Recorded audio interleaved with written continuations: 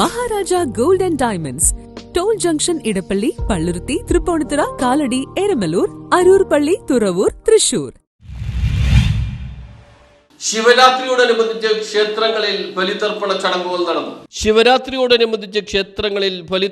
ചടങ്ങുകൾ നടന്നു. കുമ്പളങ്ങി ഇല്ലിക്കൽ ശ്രീ അർദ്ധനാരീശ്വര ക്ഷേത്രം, ഫോർട്ട് കൊച്ചി കാർത്തികേയ ക്ഷേത്രം എന്നിവിടങ്ങളിലും ബലിതർപ്പണ ചടങ്ങുകൾക്ക് ഭക്തരുടെ വൻ പങ്കാളിത്തമാണ് ഉണ്ടായത്. പുലർച്ചെ മുതൽ തന്നെ ബലിതർപ്പണ ചടങ്ങുകൾ ആരംഭിച്ചിരുന്നു. ക്ഷേത്രം മേൽശാന്തിമാർ ബലിതർപ്പണ ചടങ്ങുകൾക്ക് നേതൃത്വം നൽകി. ഇല്ലിക്കൽ ക്ഷേത്രത്തിൽ കഴിഞ്ഞ ഏതാനും വർഷങ്ങളായിട്ട് പിതൃബലി അമാവാസ്യ പ്രാധാന്യമായിട്ട് നടത്തുകയാണ്.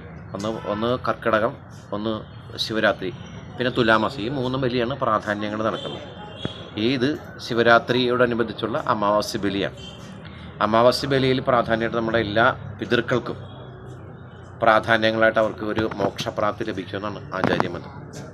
അത് ആ തലേദിവസം ഒരിക്കലെടുത്ത് അപ്പോൾ ആ പ്രാധാന്യത്തോടുകൂടി ആ പിതൃക്കൾക്ക് ഇപ്പം നമ്മൾ വെച്ചുകൂട്ടാണ് ഇവിടെ ചെയ്യണ പ്രാധാന്യമായിട്ട് നൽകുന്നത്.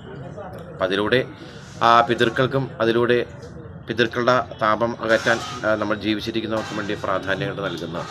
ഫോർട്ട് കൊച്ചി ശ്രീ കാർത്തികേയ ക്ഷേത്രത്തിൽ മഹാശിവരാത്രിയോടനുബന്ധിച്ച് നടത്തുന്ന ബലിതർപ്പണമാണ് നടന്നുകൊണ്ടിരിക്കുന്നത്.